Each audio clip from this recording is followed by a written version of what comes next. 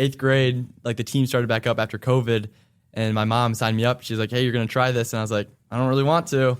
But she was like, I think you'll like it. You are good at swimming, like when you used to swim. So I was like, all right, I guess I'll try it. And that first practice, I fell in love with the sport, and I've done it since 8th grade now. So I had no clue what it was, and then I tried it out. I mean, I knew Noah and Liam a little bit, but not like a ton and stuff. And obviously now they're like some of my best friends.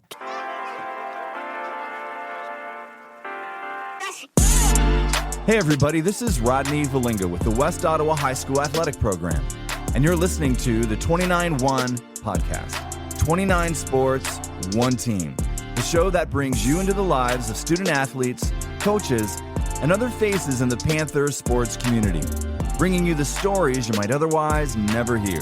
Join myself and Athletic Director Bill Kennedy as we dive in with you to get to know each other a little bit better.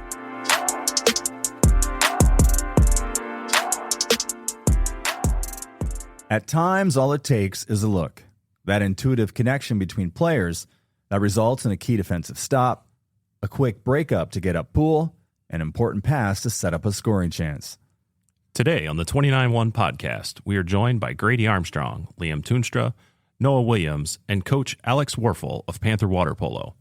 As we educate the novice water polo fan about the physicality of the sport and the different styles of play, the boys show us what it means to develop chemistry in and out of the pool. And with Armstrong and Tuinstra both recently recognized with statewide Players of the Week honors and the team moving into the state top 10, this group is looking to leave their mark. Panther Water Polo up next on the 29-1 podcast. Let's get it.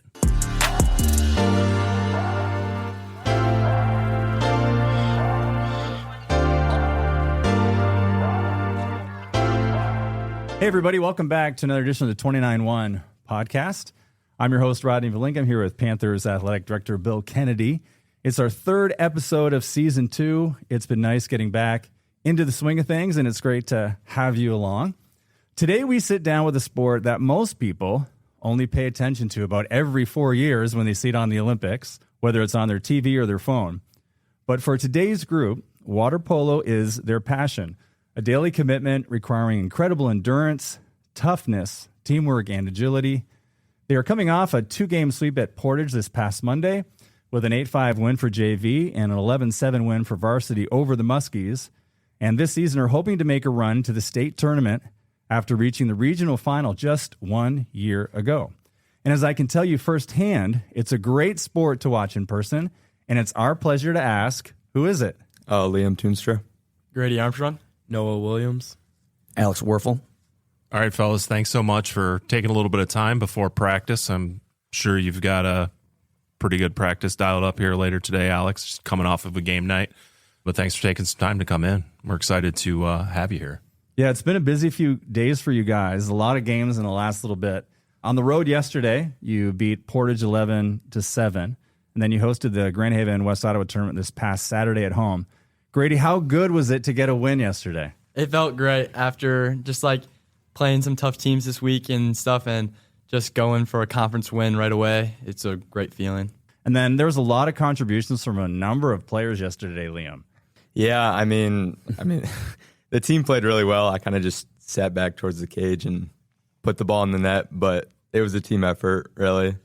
You just had to sit back in the hole? Yeah, just sit back by the cage and put the ball in the net. Well, that was pretty good. Well, I mean, you had a really good game. If I go to your Instagram post, it was, you had 6 goals, 2 assists. I don't know what the DKO is, and we'll get to that in a second. Noah, you had a hat trick, and then it was kind of spread around. Milibinski and Wheelock each scored a goal. Carter Lawrence in net, by the way, is pretty sweet. Yeah. So that was great. And then the tournament this past weekend, Coach, how did that go? Yeah, I mean, it was, fun to host a tournament. Always a struggle when you're always trying to balance, coaching and hosting. But at the same time, we were ready for that competition. We had 2 games on Friday, good competition there. And we had some Eastside teams that made the trip over. So we were just kind of looking forward to chomp at it. It was good to kind of, see how we're shaping out against better teams. That's usually kind of good for us to figure out where we had to get better. But, finishing 0-4 is never great, but for at least, taking some good takeaways from that, we got some learning opportunities. So all in all, we'll take it as a plus. As a coach, do you strategically place that tournament early in the season to kind of gauge where you're coming, where we are, how do we stack up against the better teams on the east side? Yeah, I mean, when it comes to water polo, like we talked about, it's kind of a niche sport. So some people play year-round, some people play in the summer. So for our team, we have a mix of, swimmers, polo players. So it's really just making sure we're all kind of ready to go, take that competition where they're probably having some other guys that play, year-round JOs in, California. So for us, we're trying to figure out before we really get into like a district, conference, match play, how are we shaping out, fix that strategy, make sure we're kind of, crisp on those 6-on-5 opportunities. So even after yesterday, we had some, moments we could learn from.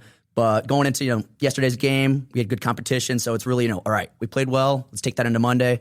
And it worked out 11-7. So we'll take that as a No, what's good it like dub. for you? Yeah. You have this weekend. You probably don't want to go 0-4, but you do. But in general, you guys play pretty well, but these are pretty tough teams. Yeah, so I was really proud of how we played this weekend. I think we did good. It was just some better all top 10 teams.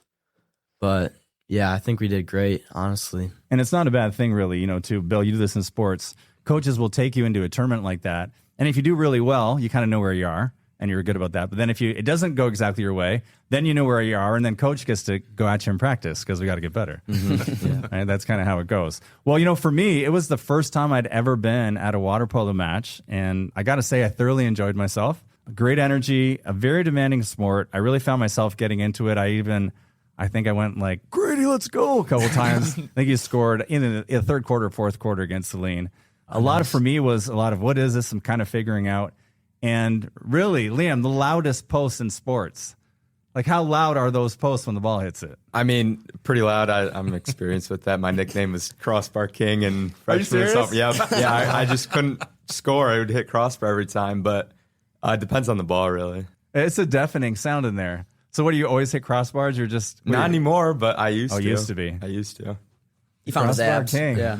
It's a great name for like a name of, I don't know, it's not really a name of failure almost, but... Not a fun nickname. No, okay, all right. Let's kind of go around the table, and maybe we'll start with you, Coach.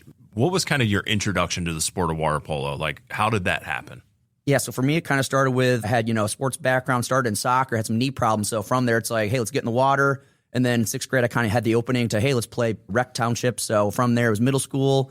And it's kind of a love affair from there where it's like, oh my gosh, I love being in the water, a ball in hand. And continue with that through high school, end up going out to California for some JOs, great competition out there, kind of seeing the sport for what it is. You said JOs. I don't even know what that is. Yeah, I'm sorry. Yeah, Junior Olympics. Yeah, Junior Olympics. Yeah. Junior Olympics. Yeah, we Okay. qualified. Yeah, I played for a team up in Rockford. They were kind of the cream of the crop, and they still kind of are in a lot of ways. So played up there in the summertime, went out with some teammates to California, and kind of took all that, good knowledge from, California back to Michigan. And from there, once you're in the sport, it's hard to get out, and found myself back in coaching. So That's really sweet. yeah. That's awesome.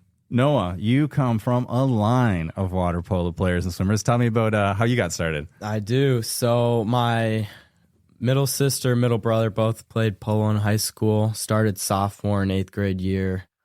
So yeah, I started 6th grade with splash ball, middle school polo, 7th grade, 8th grade. I think there was a COVID year in there. but Okay. Yeah, and I've been playing since. So kind of like a family tradition almost, right? Yeah, sort of. Mm-hmm. And I kind of found that with a lot of you, that's kind of a thing. Grady, for yourself. Yeah, so actually, I always played lacrosse when I was like younger and stuff like that. I swam a little bit when I was in like 2nd grade, but 8th grade, like the team started back up after COVID, and my mom signed me up. She's like, hey, you're going to try this. And I was like, I don't really want to.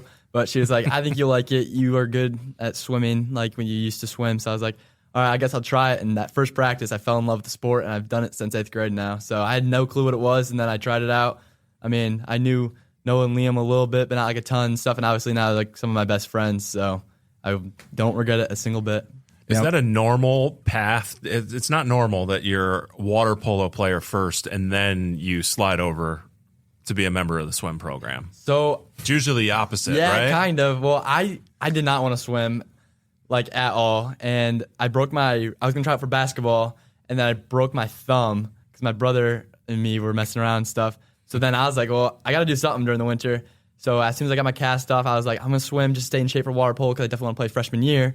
And then I swam my freshman year because my brother's friends took me to practice because they made me. So Let's take little Grady along. yeah. So I just started off by playing water polo and then swimming after for shape, and now we just do both for fun. Like, Yeah, they enjoy really both. go hand in hand. It's amazing. Yeah. I don't know what comes first, the chicken or the egg here. For yourself, Liam, too, you were swimmer first and then water polo. Correct. So I started swimming, I think it was 2nd grade or something. I've swum with Noah since we were 8, 9 years old. And Oh, no kidding? I think Noah told me about water polo, and I was like, okay. And I kind of shrugged it off. And then 8th grade, my mom also signed me up for polo. She's like, get in the water and do it. And I showed up, and I was a little skeptical at first, but it got fun pretty quick. And it was, moms it was have a lot co-ed. of pull, right? Yeah. Moms will kind of guide you in the direction they see. Is that over at the Harbor Lights pool? Yeah, it It was. was. Yeah. Little You could stand chilly. and you could just rip it as hard as you could. You're standing. Oh, because you could stand in that Yeah, pool? that pool shallow. Oh, You that's They weren't hilarious. would supposed jump to. off the ground and just rip it. It's like what's the bouncy place you can go to and you can dunk? It's kind of like that, I guess. Sky right? Zone? Yeah, Sky Zone. Yeah. It's kind of like Sky Zone for sure. For you guys, though, swimming is such an individual sport. Like, it's a team sport, right? We all get that. But it's always about kind of getting your faster time. How much fun is it for you to all of a sudden you're in this team sport, Liam, and it's totally different atmosphere? I mean, I personally don't like to swim that much. It's a lot of just in your head, like swimming lap after lap. I love polo. I love talking to these guys and not just being in my own head. But, I mean, it is Because different. swimming can be that. Oh, yeah. I mean, you're just swimming lap after lap after lap. Staring at just the bottom staring of at the the bottom of the pool. Yep. Singing the same 5 songs in your head, Yeah, so like me and Liam actually share a lane in swimming.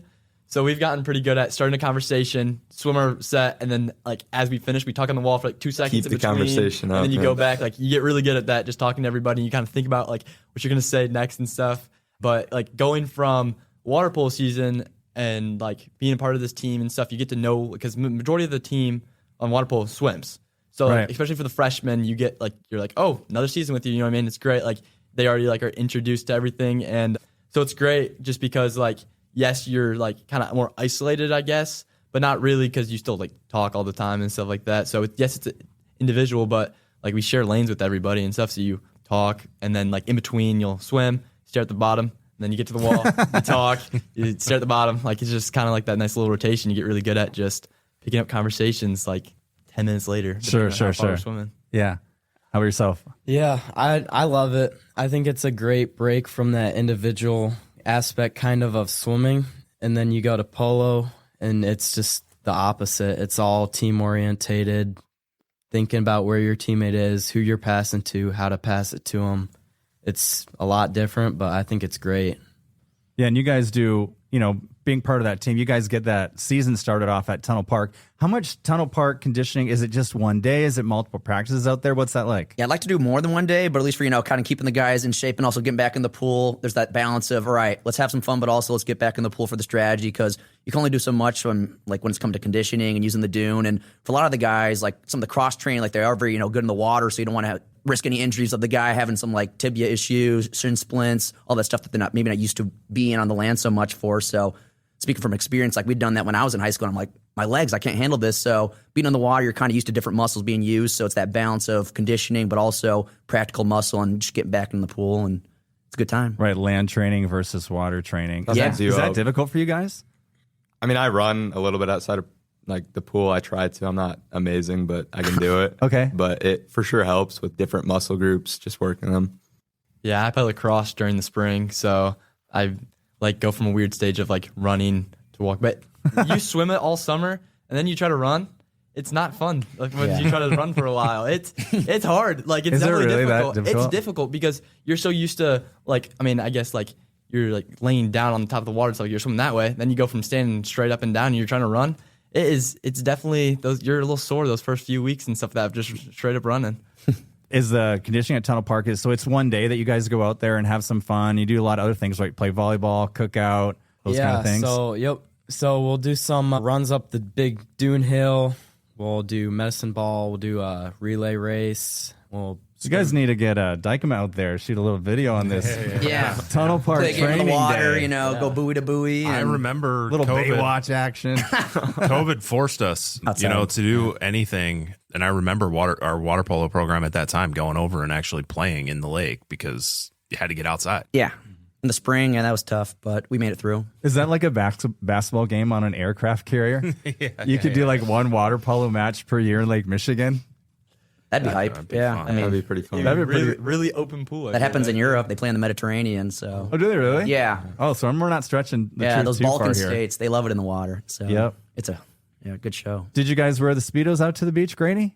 We did our freshman year, actually. We talked about it as a team. In our freshman year, we were like, oh, we all wear Speedos, and everyone was like, sure, because I think like that was like one of like just we hadn't done it in a while, you know what I mean? So nobody really knew. That was a horrible mistake. It was so awkward. Like everyone, we're all like, we are like pasty white. You are tan lines from summer. I was gonna say, are you We're working like, on the tan, trying to balance the tan yeah, line out a little bit? We were all like, this is a horrible idea. So sophomore, junior, and senior year, we're all just wore normal swimsuits. Oh, you went back to normal? year. Okay. Yeah, because it's not the most comfortable No, time it's when you're on a awkward. beach and the guy with a Speedo comes by. You know? No. Yeah, so that's pretty fun. And, that's also a bit of a recruiting day. You kind of have a JV team now, which you haven't had before. Can you speak to that, Alex? Yeah, totally. I mean, part of the, like going to Tunnel Park was kind of bringing back those traditions that we'd had when I played. Like COVID kind of did away with some of that with that loss of continuity, but it was really like, hey, let's bring guys together. It's a tough sport. Let's have some fun. It's summertime. We're at, the lakeside. So between, cookouts, games, yard games, we, group some, teammates from there. I mean, I know Noah brought a friend last year who became our starting goalie. So like some of those little things, you're like, oh my gosh, like without that experience, like who would have thought, we'd have a great goalie. Yeah. So, for introducing people that are maybe like, hey, what's the sport? I at least like these guys. I can at least, play with these guys that I like as friends. And from there, you're kind of in it together. And it's been a great time, great experience. Yeah, speaking of Carter Lawrence real quick, and the one game I watched that game against Celine, his first half was insane. It was incredible. Yeah, his like progress from just last year to this year is incredible and stuff. Like like we always talk about like you see goalies that are like really tall, like skinny, lengthy guys and stuff like that. And like Carter, for like not like being like the tallest guy and stuff like that, he makes it up all with treading. Like he is a monster in that pool. You see him do his tread sets, his goalie sets, and like he's doing the Tread sets. full jug I love the of lingo. water and it drains and stuff. It's insane. Like he's a beast this year. Is there an ability to get out of the pool too? Is that part of it? Yeah. So definitely all the treading he does, he'll wear 2 weight belts and then the big 2-gallon thing of water. That really helps condition him. All the medicine ball jumps. Yeah. That's pretty fun stuff. Yeah, his legs It are. sounds fun. Yeah, he's got some. It is not fun. Strong lower legs. It's not fun. No. Not in the water, but I like to push weight around, and that sounds fun. Yeah, it does. You head to that power strength. Now, Coach, over the last couple of years, the program's really grown, right? We had really small numbers. We were kind of piecing it together, guys playing in a lot of games. Now we're to the point where we have a JV team. Can you kind of talk a little bit about, I guess, the approach that you've taken in order to help us begin to build those numbers back up? Yeah. I mean, it's been kind of like a grassroots effort between, middle school, splash ball, high school. It's been kind of an all hands on deck approach. So when I played, our head coach had ran the whole thing. He did middle school, he did splash ball. So for me, I'm like, how can I kind of grow this program without a middle school team? In middle school, it's all club based. So without, really having a school sport, it's all club. And from there, you're like, hey, let's open it up to like 6th through 8th graders. It's co-ed. And then through that, you're trying to figure out how can I make it fun, keep it competitive. And just from that, the culture kind of speaks for itself. People want to play, they show out, they get to practice all on time, they're all ready to go. And it's really rewarding for me as a coach to kind of see that progress from, a couple years ago, COVID. We had some guys that were kind of on the fence. These guys have all played for about 3 or 4 years together as starters. So from having no JV to now having JV, it's really just awesome to see. They can all watch, they can all learn, they can all, practice 6-on-6. So from that, it's really just been like a perpetual motion machine. And at this point, we're hoping it keeps going. Let's just give a shout out to the players on the team this year. You guys want to walk through who's on varsity? Yeah, so we can start with Graham Tilgetsky. I mean, I think he claims he started every single game his freshman year. I mean, I don't know if that's exactly true, but for a junior, he's really solid. I mean, he moves the ball. He does mostly what he's supposed to do. He swims up and down the pool, plays defense, plays offense. A really solid player all around, but yeah. Yeah, and then we talked about Carter and stuff, our goalie, great. I mean, nothing all but good things to say about him. He's playing so amazingly right now. And we got Grant. Grant was one that we really wanted this year. He was not going to play at all because he was going to swim, because Grant's a really good swimmer, and he did not want to play at all. And I mean, we all pretty good friends with him, so we just kept telling him, like, dude, you got to play with us. Come on, it's our senior year. Like, we need you. Like, we need you to play. And we're so glad he did. I mean, he is an incredible defender and stuff. He's got a great shot. He is quick. Like, he's a great polo player, and we need him on this team, and we love to have him on this team and everything. Yeah, so I'll talk a bit about Henry. He's great. He has that knowledge. What's Henry's last name? Henry Getz. Okay, Henry Henry Getz, Getz, yeah. So Henry, he's got to be one of the safest passes. I mean, you pass the ball to him, he sees the pool. He sees everywhere the ball could go. He's great at treading up on his defender, keeping that ball away. And great knowledge of the game. It's really fun to have a player on your team that has vision, isn't it? Yeah, definitely. If you know that player has vision, kind of know every option's open. That's always fun to have that on a team. But there's more guys than that on the team. But just want to give a little shout to some of those guys because everybody matters in a sport like water polo where the numbers are down. You got to come out. Everybody is really, really important. We're going to do something which I hate to do to you guys. We talked about this before you come on, but we're going to do a little water polo 101 because if you're listening out there, I'll just talk about myself. Before I went to that match on Saturday, I didn't really know anything about water polo. So why don't you guys take us through some of the basic things of it to start? Grady, you just want to maybe talk about the setup and what it looks like? Yeah, so water polo is a 7-on-7 based game. So like one of those 7 is the goalie. And then every game starts, depending on the pool, usually you do like your head on the lane line because there's like the goal's like set up and then there's like a lane line across and stuff. So it's not like rubbing against the pool and stuff like that. So you have the sprinters on each side and they blow that whistle and everyone head on the lane line. And 2 guys will just sprint for that ball and the ref drops it right in the middle. And then you have whoever's like following them and stuff and they flip it back. And you set up in a normal like umbrella offense. So you have a guy in the middle and then you have your wings on the outside. You have your drivers who cut through the middle and then you have your point guy. And your point guy is usually also your whole set defender.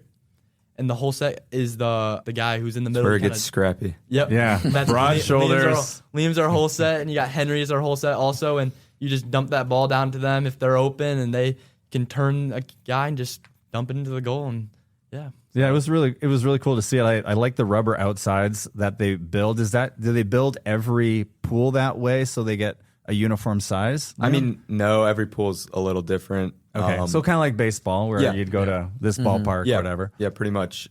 I like shorter pools. I don't like swimming up and down. Our pool tends to be a little bit longer and wider than most pools. But you'll have pools that are almost half our length and narrower, and it's just 25. So like when you go to a swim meet, you swim a 25. So they'll have their pool like it's almost like a square, so it only goes a 25 out, and our pool is like closer to a 42 or something like that. So it's definitely longer. Yeah, there's base dimensions, if I could speak on that. But otherwise, for the most part, the pool's kind of what it is. Like, for instance, Grand Haven's longer. That's usually like a more swimming-based game. So for a strategy standpoint, you're like, all right, we got to make sure we're getting back. We're going to be worn down. So for at least, that practice and prep, there's that element of, all right, we can probably hang back. We can probably, take off a little more on these fast breaks. And for Liam's sake, if he's playing up there and he wants to get those fast break goals, he can kind of time those better in the short pool versus getting all the way back. So there's some of that strategy element as well. Coach is going to coach it, Liam. Yeah. Coach is going to coach. Is there a way to, I guess, scout the pool?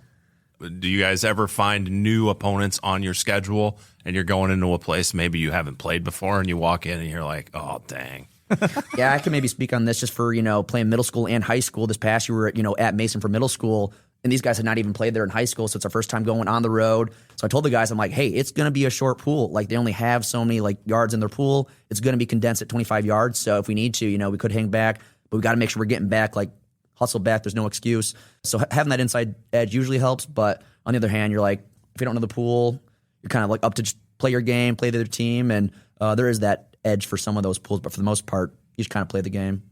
All right, and there's 6-minute quarters. And one thing I didn't know was out there, but when I got to the game and started watching, I'm like, oh, this is great. The 30-second shot clock. How cool is that, Noah? Yeah, so it's a tool a lot of the times. Yeah, so it's for defense, it's great because it's easy to press out on your guy, kind of make that space, make it harder for them to shoot, and then after those 30 seconds, just book it down. But yeah, sometimes you leave 5 early if you know they're not going to shoot and score, and then that gets you a nice fast break. We're going in layers now. Yeah. This is layers deep at this point. Yeah. I think we need that shot clock in lacrosse, Grady. I think so too. In college they have it, and it's like 60 seconds, something like that. Also, the other thing too is when you play a regular season game, it's 7-minute quarters, and tournaments are 6 minutes. Okay. Yeah. So all right. There you go. That's a difference of regular season games versus tournament games. And then you also have more timeouts in a regular season. I think it's 4 timeouts, 3 timeouts, and then 1 setup timeout in a regular, and then 2 timeouts in a tournament game. Yeah, we do those with other sports. Grady, you've played in a couple of those days where we have multiple lacrosse games in the same day, so you kind of tighten the time down and that sort of thing. So I can see that. And then I thought this was kind of a funny thing because I'm new to lacrosse, obviously, but the penalties. Water polo. Oh, You're new to water did I say polo. lacrosse? Yeah. Oh, all right. Dang it, Grady. New to water polo. But anyways, the penalties, what'll happen is, and sometimes it turns into a penalty shot, and maybe we can explain that in a second, but other times the guy just swims right off. and he might swim off right through the play to the corner. What's that all about? It's frustrating. I will not lie. So that's a kick out. So in water polo, you can get as many fouls as you want, and you just generate like a common foul. If someone's pressing up, they're pushing you down a little bit. You kind of you find out like ways to draw a foul and stuff. Usually you lean into them and they almost like spin the ball. So if you don't get it, you get the ball right back. Usually I would explain a kick out as like an over aggressive foul. I feel like it's the best way to put it. So a kick out is the ref will literally point at you, put you in timeout in the corner. Like that's really what it is. That's how it is. Yeah. So you can't play on them and stuff, and you just got to go to the corner, and it's 20 seconds. So the shot clock gets reset, and then the ref will wave you back in, or if like it's a change of possession, you instantly get to come back in. So getting a kick out is sometimes you're like, yeah, I got that. That was a kick out. Sometimes you argue that it wasn't, but you know it was, and you just kind of have to go to the corner anyway. So. And this is the most experienced guy right here too. Yeah, I missed 15 games last year with a broken finger, and I still had the most kickouts on the team. You're given 3 though, so if you didn't explain that, you're given 3 per game. Yeah. So it's kind of like in basketball, you can foul out with like 5. So once you get 2, it's kind of like, all right, watch yourself. But once you get that 3rd, you're out for the rest of the game, and your team needs you. So They don't sometimes make you stand in the corner for the rest of the game. no, you're out of the pool. Okay, Yeah, all right. You sit on the bench. there's no do the corner work. of shame. Yeah. We're going to do a few things with water polo now. We're going to talk about some different elements of it. So the first thing we're going to talk about is the roughness. When you guys walked in today, you kind of talked a few things about water polo, and you're explaining what it is when people ask you.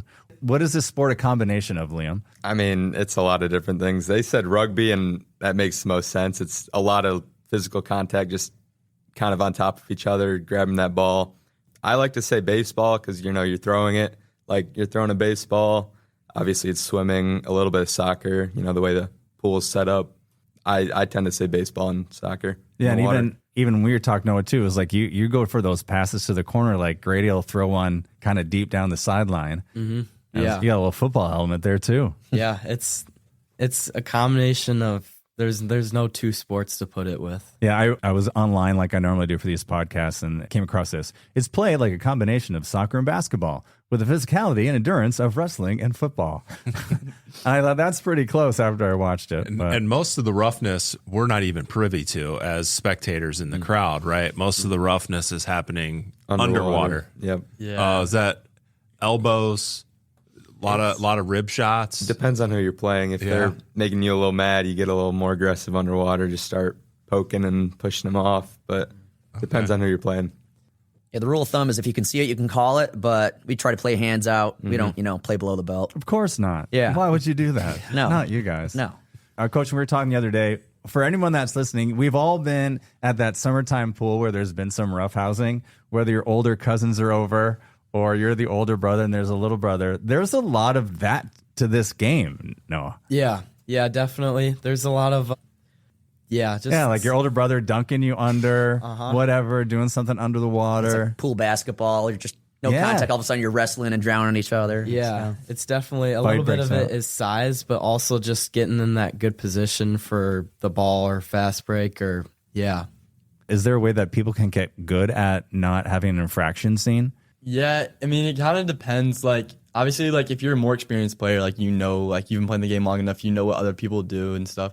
But also, there's the aspect of just kind of, like, I wouldn't say laziness, but, I mean, that's, like, the only way I can think about it is, like, if you don't want to swim all the way back or, like, you don't want to, like, cut and you don't want your defender just, or your, like, if it's change of possession and stuff and they're behind you, they'll grab your feet, and it's supposed to be a kick out. But, I mean, it all depends on what the refs see. Obviously, the ref's watching the ball and making sure that, like, nothing, like, bad going on over there. So it all depends kind of. Sometimes like one thing that it's frustrating. Like obviously if someone's holding you, it's very frustrating. And you just kind of have to swim through it. Sometimes like if someone's like especially in hole set, I know Liam can talk more about this and stuff because there's a lot of grabbing, a lot of holding and stuff. So yeah, I tend to play whole set a little bit more. There's a lot of grabbing, a lot of pinching triceps and lats and just annoying little tendencies whole defenders have. And it's almost a mental game. Don't let them get to your head. Don't do something that's going to get you kicked out. But also you got to keep your hips up. Water polo is a game of the hips. If you have your hips up, you can step over your hips and then just grab the ball. How do you keep your hips up? Float, you just pretty float. much. Yeah, you gotta like kind of like lean back and you use your arms and like especially when you play defense, like hips up is key because I mean I know you went to the game and you talked about Noah's signature spin move and like if you don't keep your hips up, you can reach around them, you grab them, and you just go right under, because if it's underwater, they can't see you're grabbing them. So if you keep your hips up, they can't grab you. You got to keep good position, and like it's a whole. So like, And it's main clean. thing. It's part of water polo. Yeah. Yep, 100%. A lot of technique. Yeah. And that in the whole position. So if you haven't been to a water polo match, it is like, I don't know, you're almost like posting up like basketball, right? You're like that pivot point.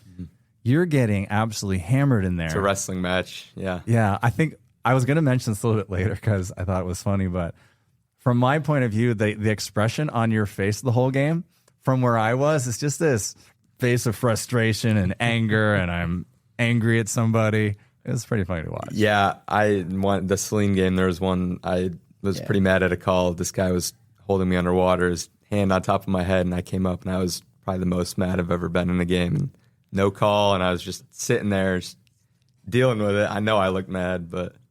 Well, to your credit, you didn't really I couldn't react. breathe. Really?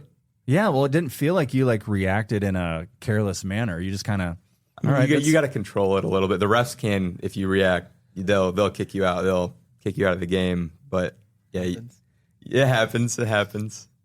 Yeah, if the ref takes a slight of what you do to them, like you're kind of taught to be like, hey, look at the coach because I can look at the ref, but you cannot. And if that happens, they call it like a minor act of misconduct. We're out for 20 seconds. It adds to like a penalty, or at least to the exclusion count. So if that were to happen, like if you swear, look at the ref, they're trying to keep the game organized. And it hasn't happened to our guys yet, but if that rises above that level. I'm pretty sure it did. First tournament, I yelled at the ref. Well, yeah, but that it was didn't bad. happen to Liam, It though. wasn't bad. Yeah. Oh, yeah. Yeah, it can't be showing up the ref. They don't like that. Coach, is there a certain style or body type that you're looking for that in the whole player? I just think if it's the physical spot, is that where you're putting typically a bigger dude? Typically, yeah. And play when in it comes that to space? like, the lingo, like tread strength is really key. Like we have like, kind of game that we do at the beginning of the year where we call it like kind of a tread gauntlet where we try to figure out, all right, who's the strongest treader on the team? We kind of, winner advances up, loser goes down. We try to figure out who's got the strongest legs, who keeps the hips up, who's really strategic with those legs. And, between the goalie and whole set, you want those guys to be the strongest. So, between Liam, Henry, and, Carter, those guys have the best, strongest core at the bottom there, and Liam's really good about using that upper body strength as well to kind of create that separation and advantage. So between being strong in the legs, having that mental strength as well to not rise above the occasion and get frustrated. But typically it's strong legs, strong core, overall strength is probably the biggest key there. It seemed you guys can handle that, taking adversity like that during a game when things don't go your way. You didn't seem to be a team that kind of lost it. Yeah, so that's definitely one thing I see about our team. We're really good at keeping our emotions kind of unlocked because what happened to Grady, if you react to that, you get out. So that's definitely, we're good at that. We just kind of shake it off and keep playing. Do people ever fake that you're fouling them? Like that's kind of my next question. Like All the if I'm time. thinking if I'm playing, I'm going to They make don't it have look the like this flop guy's and water polo? like water flop. Yeah. Does that happen? That happens too? All the time. You have it's a big water slap. You know what I mean? You're going for the ball, and so you can just see so much white water because someone's like slapping the water, and obviously like when you're trying to draw a kick out, you definitely over-exaggerate a little bit. Right. Like someone's holding you, and it's not as bad as you appear, but you're going like you just like completely sink almost because they're pulling on your leg a little bit. Sometimes acting works a little in your favor. Sometimes, Which is part of every sport, really. Yeah, I mean, it's is. everywhere. Absolutely. What's unique though is they actually have a rule where it's called simulation, where if the ref sees that you're faking, they can actually create a turnover out of that. So if you're being too dramatic, some refs don't really like that at all, and that can be reflective on you, and it's a turnover. And sometimes those things get in the way. You're like, are you sure I was acting? But sometimes the ref thinks that, and I think that's unique to water polo, where they can just pretend that you're acting and use that against you. And from an official standpoint, I'm sure you see the same officials all the time, right? There's not like an endless amount of water polo officials out there. So Yeah. is that something you're conscious of as well? Like Very you much see, so. oh, this is who we've got today. Okay, I got to make sure that I kind of keep things in check. 100%. Like sometimes like you'll do something, and then after the game, like for me, and since me and Liam yesterday talked to an official, like super nice. They're always really nice about it. And there's like, hey, like I saw you do this, and like next time, like this is kind of what I'm more looking for. Like yesterday, like I come across sometimes, and sometimes it look like I push the guy under, and he's always like, just make sure you keep like that hand like off of him and stuff. So like just like nice pointers, and you know what they're looking for. The more you have them and stuff, so you know how like, oh, okay, I can't like be doing this way, this move this way, but I can do it this way because that's more clean, if that makes sense. Yeah. One thing one of the parents told me, I was one of the moms. I think I talked to all three of your moms. So they give me the dirt on you Oh, guys. boy. No, they're all very nice. One cool thing that I didn't see coming was you guys have your fingernails and toenails checked before each game. Oh, yeah. So, I mean, it makes sense to me now. Yeah, we'll come out of the pool with gashes on our chests, on our back. Graham, actually, yesterday, he had a really deep 2 cuts on his knuckle. It was really bad, just would not stop bleeding. Noah came out of the pool with just a straight Claw mark across the front. across his chest. Yeah. I'm glad they do check it though, because sometimes even the tiniest bit of nail. So you guys have you up. really nice fingernails then? Well manicured? Oh yeah, very well. Or nubs. Or nubs, yeah. Bite them down to nothing as they go. Let's go to what's called the endurance of the sport. The back and forth is quite something, especially in these larger pools. You guys want to speak to kind of the endurance that is required of this sport? Yeah, definitely. So a big part of it is swimming, I'd say. Swimming down across the pool constantly, driving for that ball is definitely hard. And then another part is that one-on-one, keeping the ball away from your defender, playing whole set D, playing whole set. It's definitely physically demanding. How long would Bill Kennedy last in the pool? You guys are down a player. For some reason, a special rule is made that the AD can jump in that day. 10 seconds. How long would Kennedy last? 10 And seconds. what position would he Does be playing? goalie count? Yeah. I don't see why you couldn't play whole game. I mean, I don't we know, need guys. somebody. I think we could just have you in the corner and we could you could be cherry picking all game. We'll just dump it to you. Yeah. I mean, a regular person is not going to last long. Live No. arms play. So No, I mean, I've never was a competitive swimmer or No. water sport person. I'm a power sport guy. the mechanics itself of just treading, if you're not I able can to tread tread, water all day. Maybe that helps. Yeah. Does that If you can help? tread, that would help. That can help. Yeah. No ball touches. You'll just be in the pool I'll just tread somewhere. I'll just be there. Yeah. There's a certain technique, this egg beating technique. This is just a way to stay up. Is it a little different than regular treading for water, sure. right?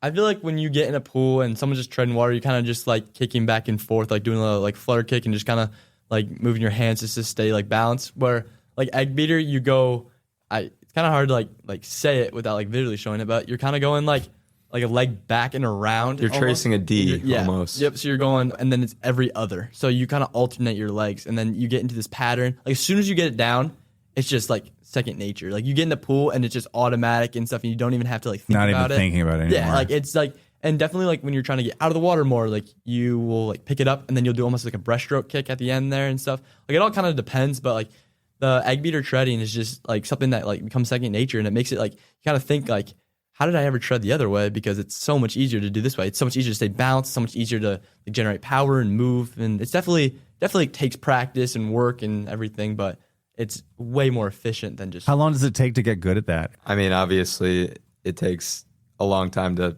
get pretty good at anything, but as the course of the season goes on, you only really get better. I mean, you start out just sitting on the pool deck, just tracing the D with your feet, and then you get in the water, practice that, get out, do it again, and it's just repetition until you can do it as long as you need to. But the whole season, you just get better and better. Adding endurance, trying to get strong over time, making sure you have the stamina for it. It's one thing to have the motion, but if you're not able to hold it for a minute, hold it for 2 minutes, you can't hold the pass, can't hold the ball, can't shoot the ball. So it's really just an evolution of, all right, can you do it? Let's get some strength on top of that. We have weight belts for kind of increasing that strength as well. More weight over the hips really just helps the guys with, that stamina and endurance. But yeah, it's definitely a process. Does endurance separate a lot of teams in the pool? Is there different levels? What part does endurance have in separating teams, Coach? Yeah, I'd say for our guys, that's their biggest strength. Depending on, for a few of them, they played, 3 years as starters for a whole varsity line. And because of our numbers for the last couple of years, they had to play nearly a full game. For the player's safety, I didn't want to do that, but I'd ask the guys, hey, who needs a break? Who wants out? They don't want to stay in. I get them some water on the bench. But because of that, built-in endurance and experience, Grady's a long course swimmer. Noah's a really good 200 swimmer. Liam's a 200 IM swimmer. So when it comes to our endurance in the pool, you can really see that translation from swimming to water polo. And from that, the other players kind of see that. They try to emulate that from seeing these leaders here. So we try to keep it up in the pool in practice. But for the most part, the guys do it themselves. We try to work around it when it comes to the team. Yeah, it's been fun to see for the last 3 or 4 years as these guys have grown and gotten better all around. What's the weight room been like for you guys with Panther Strength? Yeah, so that's been a lot of upper body and lower body, actually. Yeah, a lot of pull-ups, a lot of jumps, box jumps on the stairs. We did a lot of that. Push-ups, just all that kind of stuff that you think of like a shooting motion for the ball. Yeah, a lot of ab work too. That's been definitely our most important thing, just for crunching, get that ball some power. Yeah. So it's like the practical application of what's going on there. You can, see or feel the difference as you play. Yeah, definitely. Just because, like, we definitely focus on, like, shoulders to, prevent shoulder injuries and stuff, and just make sure, like, your legs are strong and, like, feel good. But the abs is, like, a huge thing for water polo, especially with just Well, you got to shooting speed it and one, for passing. goodness sakes. So, Yeah.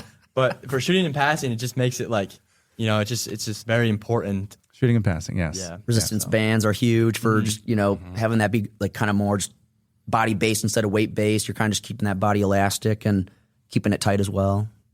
Yeah, I'm Who's sure. the strongest guy on the team? I mean, Liam's right here, so I want to say Liam, but I think I Henry would could say probably outdo him. Henry or Carter, Yeah, one of the two. They're Henry's just a big guy. He plays rugby. brute So, strength. yeah, between the size and strength, you could probably put those guys together and figure out who's stronger together in the pool, but Liam's pretty strong. No offense to these guys. Yeah. Who's the guy with the best endurance on the team? From like a straight up, they can just I would say swim all Grady. day. If you ask me, Grady and Noah, like they kind of go hand in hand. Grady himself is a long course swimmer. Like the 500, he got a state cut. Noah's got the speed to go with. He's our sprinter. So Noah's kind of like in that hybrid spot of like he can sprint, he can do it all. He can stay in the pool for the whole game. And for me as a coach, I'm like, sweet, like I'll give you a break so you can keep that speed, but he's also able to stay in the game, help on defense. It's great having that asset for just long course endurance. And Noah, you do that sprint to the ball Yeah. as well. What's it like to get? Are you a 50-50? Are you a 60-40 guy? How you feel you're doing in that spot? I don't want to sound. No, I don't sound anything. It's numbers I'd are numbers. say 70-30-ish sounds about So that's a nice right. advantage. Yeah. Yeah. It's every quarter, so you're going to get It's like a hockey face off. You like those odds. right. You'd rather have the ball than not. Yeah. Yeah, definitely. Been doing it freshman year. I think that's a big part. That my technique since then has changed so much. But yeah. Oh, explain that. Yeah, so I was always starting with my feet facing out, head against the lane line, then push towards the middle of the pool. But now I've been kind of starting with my feet facing back and then get a big breaststroke kick into it. And I feel personally that's what works best for me. You can't push off the wall. Yeah, not Start off the other way. wall, just kind of starting in that swimming position. Oh, for me interesting. works best. Yeah. Yeah. Remember when I first came to West Ottawa, when I was in Forest Hills, we had like maybe a unified program at that point, just on the girls' side. And the first time I came to a water polo match, it was Sam Smith, was the guy doing the sprints. And I'm like, Steve, who is this kid? He Yeah. was a freak of nature in the water. Yeah. But Funny because he was a freshman when I was a senior. So Okay. like to see his growth and evolution, like they were a really good team when they were seniors. So I'm sure when you Yeah. saw him, he was in his peak of his powers. He was a beast. Yeah.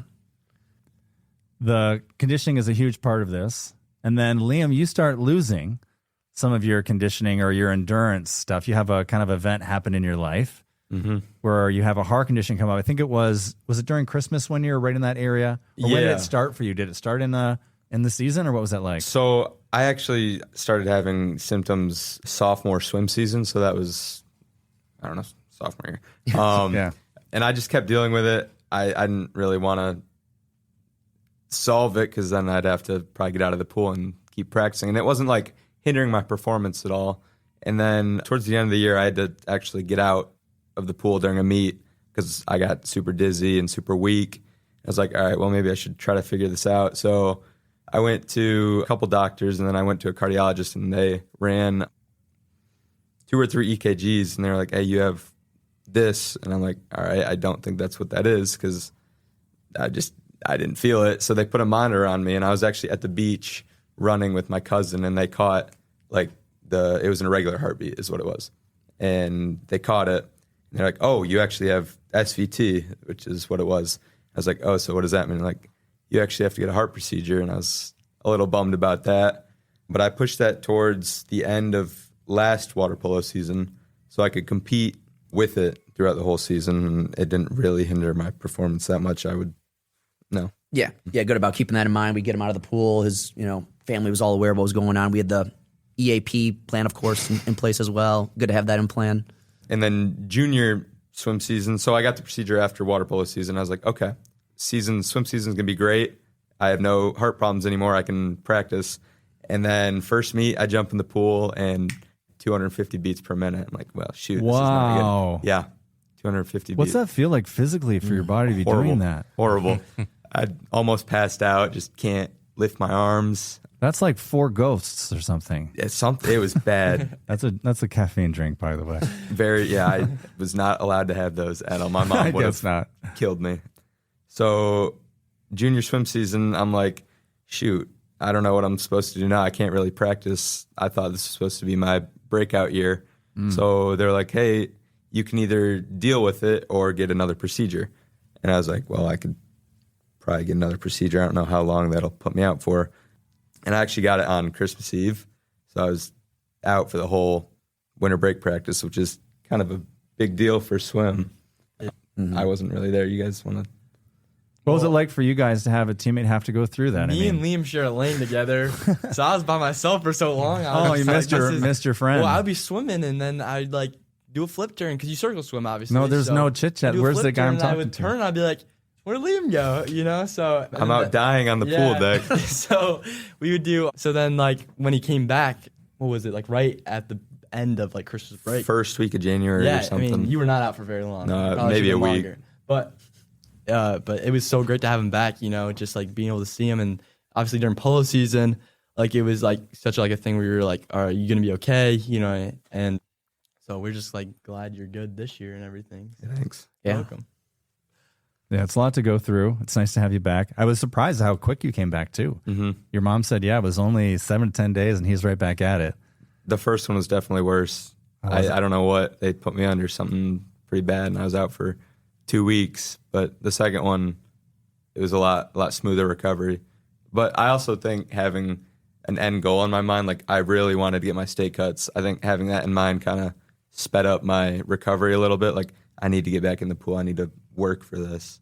Yeah, let's talk about that because I believe you missed it as a sophomore, Correct. right? And then you really, really wanted it. This comes up, and you're like, man, am I going to get the chance? But then you go and get that state cut. What race was it in? 200 IM and the 100 fly. So two cuts. Congratulations. Thank you. I'm a big fan of getting over to the state meet or getting to the conference meet. I love to post up with Coach Johnson and Boyer on the pool deck. Those are fun. Great days. guys, by the way. They're best. awesome. Love them. Yeah. Yeah. Well, another great part of having that procedure done now, of course, though, is you get to jump off the pier again Oh yeah. and head deep. Yep. Tell us about that. So yeah, Grant and I actually we like to go dive off the pier and go free diving down for some free fishing lures. You know, people get snagged all the time when they're fishing, so we go grab pliers and rip them out of the ground. And How far down are you going, by the way? 25, 30, 35 feet. I mean, even now going down, I still have a couple of regular heartbeats. Like it's not fully fixed, but it's not 250 beats per minute for 5 minutes at a time. It's Right. an irregular beat here and there. Yeah, I was out there one year and guys were spearfishing. They were going down the bottom and they were, obviously they would come back to the surface. You could see it. I thought it was great. What's it like down when you get down by the bottom of the pier? Peaceful. You know, there's no sound, I mean, you see fish here and there, but you're by yourself really, just on the bottom. I don't know how else to describe it. It's really peaceful. How long are you able to stay down there? Being a swimmer helps for sure. I can do probably a minute and a half at a time. I don't know how you do that. That's something. You wearing a man. mask I or Yeah, you got a mask and I put wetsuits on, fins figuring? on. Yeah, that's gotta be cold. Yeah, but a minute and a half is probably my longest, just down there figuring out what's on the bottom. We have it pretty mapped out at this point, actually. And that's the place you go to when you're in the hole and guys are pummeling you. Yep. Just head go down back to to my the bottom happy of the place pier. at the bottom of the lake. Find your Been there happy before, place, happy. And you head on down there. So that's a cool story. I really like that you guys are doing that. One really cool thing about your guys' sport is the varied physical abilities everybody has. We have 3 guys sitting here right now that are very different physically from each other, Coach. Yeah, I mean, yeah, depending on how they, are built with genetics, Grady's pretty tall and lanky, nose kind of like short, stocky with that burst of muscle, and then Liam, of course, kind of has that, broad shoulder back to, really hold that whole set off. So, I mean, they're all really strong. They're all really in great shape, but depending on, that length for Grady, he can kind of get to some of those steals. Noah's really good about using that, kind of center of balance to kind of help get out of position and keep those hips up and hold set. Defense, I should say. And then Liam, with that tread strength, shoulders, all that stuff. I wish I could kind of combine all these guys and be one, great player. But they're What all would great to that guy separate. look like? Yeah, they're all separated, so it's great to have three. I'd rather have three versus one. Yeah, I think it's just really cool because, I'm not going to do this sport. I'm not tall enough to do this sport or whatever. But in this sport here, you can be so different and just add different elements to it. Maybe, why don't you guys talk about Noah just for a minute, what he brings to the team, what you like about how he plays the sport. I mean, Noah, like, every year, like, I'll be like, he's so good. And then I'm like, there's no way he can play any better. And then the next game, he just plays even better. Like, it's, like, insane to me. Like, every time we play, I was like, that was such a good game. And then I was like, I don't, like, and then he just plays even better the next game. Like, it's insane. He's so fast. He's so smart. Noah does this move. Noah's our whole set defender, and he's incredible at it. And he does this move where I don't know how he does it, but he, like, gets almost around him, and he has both of his hands up in the air, and because you can't, like, push down at all. And every time he steals the ball, and it is so impressive to me. Like, he plays such great defense, and his offense, his speed. Like, he'll be in whole set D. You look up, you get the ball, you're looking up the field, and he's already down there. You're just launching it to him. Like, it's insane. Like, you play so great. Like, and every year it just gets even more impressive to me and stuff. Like, that's, like, it's awesome to have someone who's such a good defender and then such a good, like, offensive moves. Off the ball he well. goes, Yeah, quick fast turnaround. breaks. Yeah, it's incredible. I want to call him Mr. Reliable. Like he was saying about Henry, like having that safe pass. He's always that safe pass. He's not going to lose the ball. He's not going to do something stupid with the ball. Like, he has the vision, like we were talking about before. And then on the sprints, it's like I can put my head down and just swim to the other end of the pool and know Noah won that sprint. Right, without second guessing or stopping to see if you got to go the other way. Yep. Yeah. Thanks, guys. Appreciate that. Yeah. Grady is a very special player out there. I know you guys know this. Very, very long, lots of great endurance. As teammates, having Grady out there, what's it like? What's it like for you just to know that Grady's on your team? He is Coach, he does lots of different things. I mean, I see some Instagram posts where Grady scored 5 goals. And then the next game, the goals are in other spots, and Grady's doing all these other things. Can you speak to Grady a little bit? Yeah, so the amount of assists this guy gets. Yeah. I mean, just he sees you, dime pass, perfect pass every time, shoot it right in that goal. Awesome with assists. Just his shots at the end of the quarter, like red clock, you got to shoot the ball, you got 5 seconds. Just winds it up, shoots it, corner, most of the time, right in that corner. But yeah, awesome accuracy for the shots. I think they're great. And just overall, really good at, turning defenders, getting through, driving, great at driving, and then just, game sense too. It's awesome. Thank you. Yeah. Sometimes he steals the ball, and I'm like, how did that just happen? Yeah. He had 8 steals in our game last night, and I have my head down. I'm on the other end of the pool, and I see the ref blow the whistle and point in our direction. I'm like, how did we get the ball? And I see Grady with the ball throwing it to me so I can score it here. And I'm like, wow, that's just awesome. Thank you. I appreciate that. Yeah. Well, there's times, even the Celine game, I was taking turns watching each of you. I didn't know you at all. I didn't know who Liam was. Like, I think that's Liam now that I know who that is. But even watching you, Grady, it's just, you're very, like, adept at, it's one arm up. You're just kind of moving this guy back and forth defensively, and all of a sudden, snatch. All right? Like, you kind of, like, feign these guys into thinking things are safe, or they can make that pass, and then you take it away. Yeah, no, it's definitely, sometimes though, I get a little too ahead of myself. I know I got long arms, and I'll reach a little too far, and I'll get a kick out. Like, that's kind of, sometimes I got to, like, do that. But it's definitely just getting the game sense of, like, playing for so long, and I know, like, Noah's going to, like, if that ball goes in the middle, I know Noah's got it, so I can press out to my guy, and I'll get in his face and make it hard to throw around my arm. And Liam plays great one-on-one defense, so, like, I know if Liam's dropping, or if Liam's guy, like, Liam's on their shooter and stuff, like, I can press out and maybe cause a turnover. If they throw it right to Liam, I know Liam's getting that ball. Or, like, it's just nice to know that, like, all of the team around us has got it, so I can just kind of try to do my thing and just get in the way. And with having long arms, it just makes it a little bit easier to get to the elbow or get to the ball and just knock it loose and whatever. Then you got Liam in the hole here, fellas. Yeah, I mean, imagine playing. First of all, just imagine playing that position on the regular. Oh, Like being there and doing that every single game. Yeah, sometimes, like, when we play, like, you play a team who's, like, really, really good. I mean, they have really good hole defenders, so you'll, like, me or Noah will slide in just to get Liam some space, because Liam's so powerful. We we run a play, him and Graham. I think it works like every time. And he cuts down, and Graham throws it over the top to Liam, and he just backs up that kid and like almost into the paint. Like you think about basketball, just backing him up, and Liam will just rip a backhand or he'll step out and just dunk it on the goalie. Like every time, it's like he's so strong, and it's like you're like, oh, there's Liam. I'm gonna slowly start swimming back to get to the middle because you know he's about to sink it. Or he's going, and you can tell, okay, that guy's gonna come back down. I'm gonna cut. Liam's gonna make a great pass. Like it's just so like nice to know like so reliable with like dump the ball to him, or even when he's in whole set and he's got so much space, you're just saying like Liam's like, you gotta throw me the ball. Like I got this. You know what I mean? Like I got this. Like you're like, all right, and you throw it to the ball. And yep, of course he's got it. Turns him, just dunks it in. Like it's just like. And going back to earlier, you said, like, what's the DKO? Like, Liam's really good about using that strength and getting that advantage where you can get that drawn kick out. So with that ball in whole set, you're giving that advantage as offense to think, hey, if you have that scoring position and they get that foul from behind, you get either a 5-meter that's like a penalty shot in soccer, just you one-on-one with the goalie. Otherwise, you get a 6-on-5, you get that power play opportunity, you get 20 seconds for that. So depending on, getting that goal or getting that kick out, it really puts us in an advantage of like, hey, that guy's got 2 kickouts. Let's get him his 3rd. Let's get him out of the game.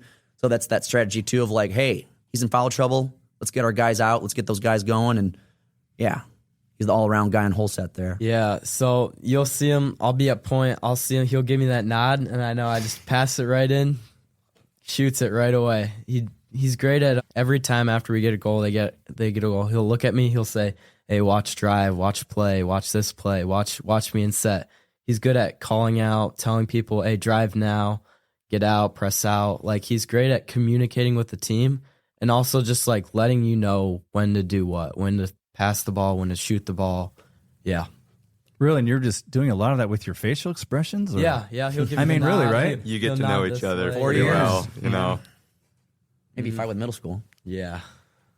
That's pretty crazy. Yeah, the chemistry between you guys is palpable. I Yeah, it really can is. just tell that you guys are around each other all the time. Kind of your energy feeds off of each other. It's really cool to see. Let's do a couple things. I want to do this when we got in.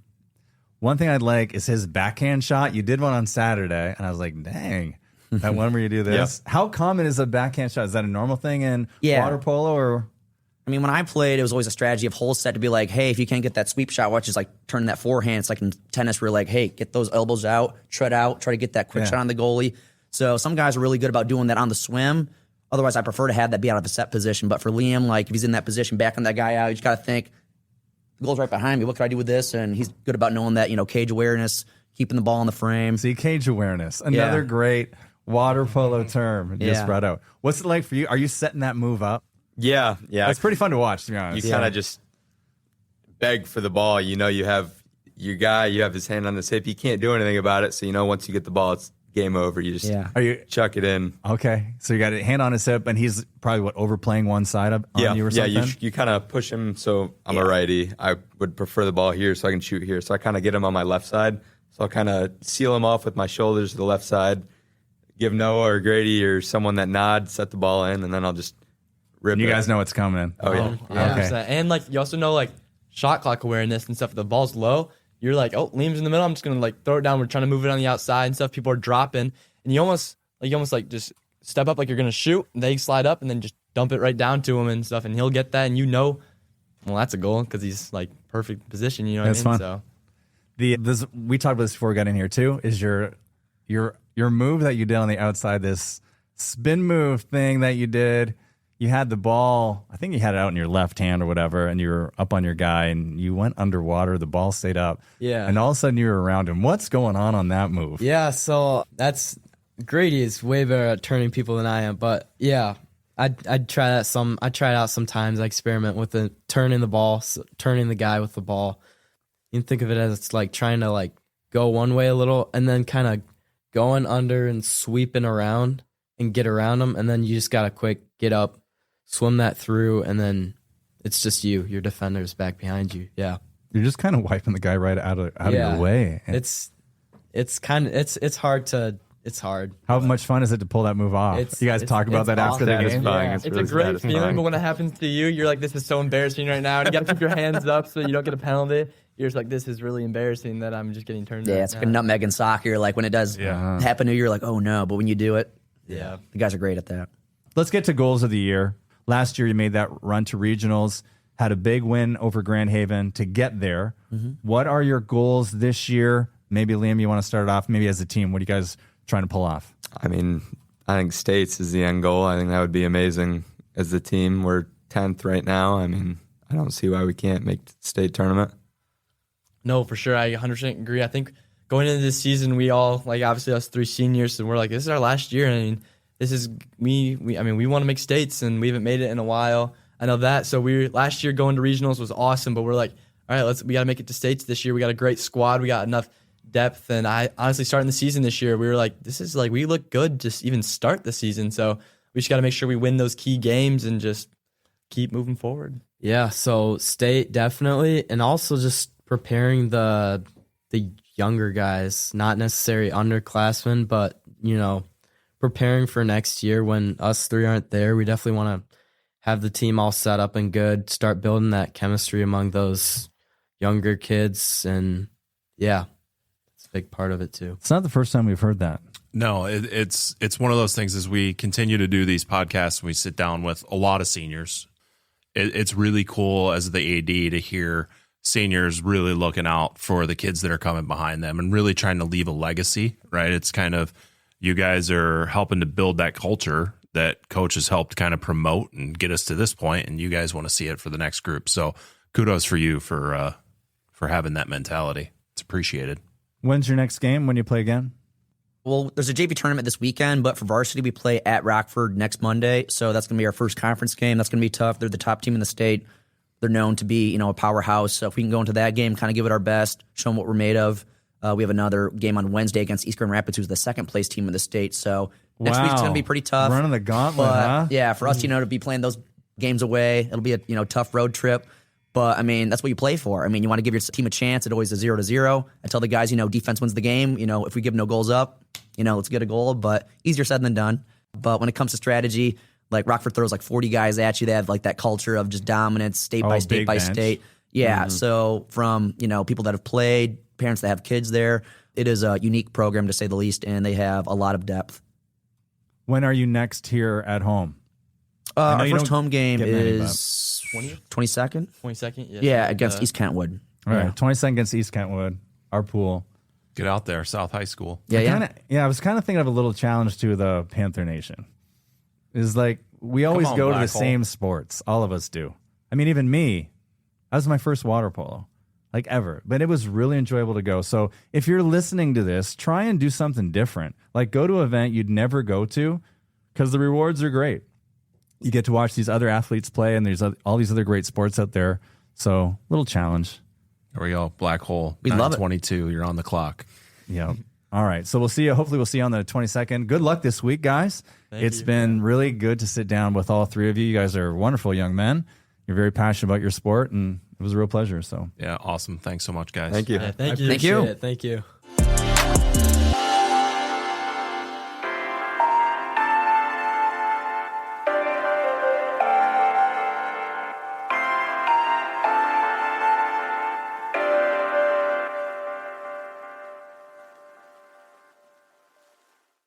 If you have enjoyed listening to the 29-1 podcast, be sure to like and subscribe. You can find us on Spotify, Apple, or wherever you get your podcasts.